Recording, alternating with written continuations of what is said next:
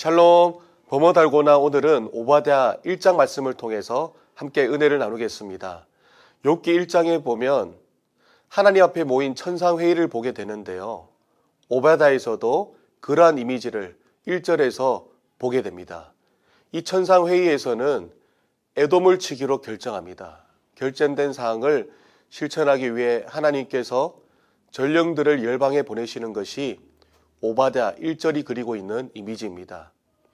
하나님은 에돔의 높은 콧대를 꺾어 여러 나라 중에 가장 비천한 나라, 멸시를 받는 나라가 되게 하겠다고 선언하십니다.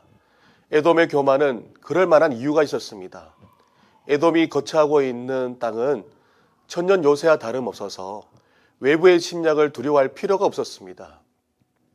에돔은 제주도보다 좀 더 큰 작은 나라였지만 해발 1700m의 고지대에 위치했으며 에돔의 수도 보스라로 가려면 험악한 산악지대를 지나야 했고 매우 비좁은 길을 지나야만 했기에 에돔은 소수의 군사만으로 이 길을 효과적으로 차단할 수 있었습니다.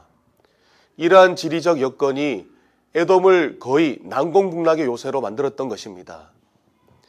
3절에서는 에돔의 이러한 지리적 특성을 엿볼 수 있는데요.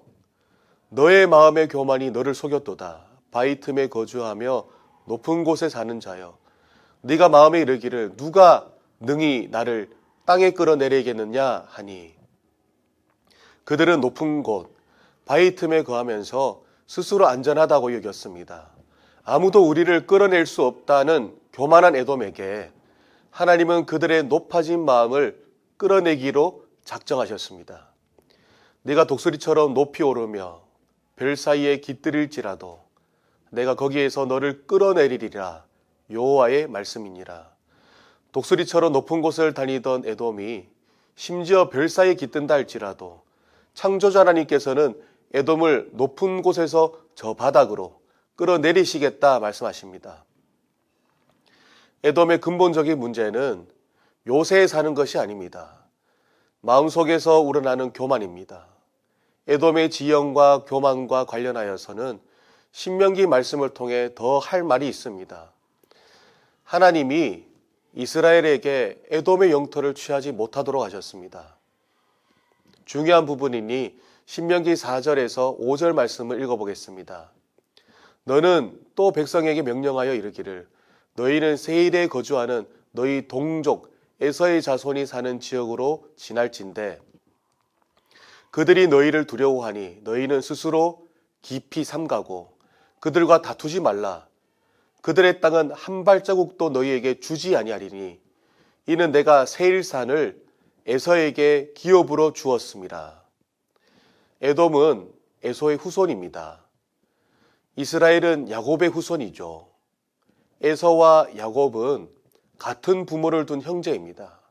그래서 하나님은 에돔에 대해 말씀하시기를 동족 에서의 자손이라 말씀하시면서 에돔을 이스라엘의 형제로 여겼습니다. 그리고 그들과 다투지 말라 말씀하시며 그들의 땅은 한 발자국도 너희에게 주지 않겠다라고 말씀하셨습니다. 그때만 해도 에돔은 하나님과 이스라엘을 두려워했습니다. 그리고 하나님께 큰 은혜를 입었던 것이었습니다. 그러나 후에 이스라엘이 바벨론에게 함락당하게 될 때 에돔이 형제 이스라엘을 돕기는커녕 멸망을 기뻐하였고 성읍을 약탈하였으며 도망가는 사람들을 노예로 팔아넘겼습니다. 하나님은 그의 형제 이스라엘에게 큰 죄를 범한 에돔에게 10절에서 심판을 선포하십니다. 네가 네 형제 야곱에게 행한 포악으로 말미암아 부끄러움을 당하고 영원히 멸절되리라. 오베다가 쓰여진 시기는 바로 이스라엘이 바벨론에 함락된 직후였습니다. 이스라엘은 아직도 상처가 아물기 전 여전히 피가 철철 흐르고 있을 때 오바댜 선지자가 하나님의 계시를 받은 것이죠. 따라서 본장은 이스라엘에게 피눈물을 흘리게 한 에돔과 만국에 대한 하나님의 심판 선언을 통해 이스라엘에게 위로와 소망을 주기 위함인 것입니다. 오베다는 심판은 내기로 끝나지 않습니다. 끝으로 이스라엘이 회복될 것이며 잃어버린 땅과 영광을 되찾을 것을 하나님께서 약속하시며 말씀을 맺습니다.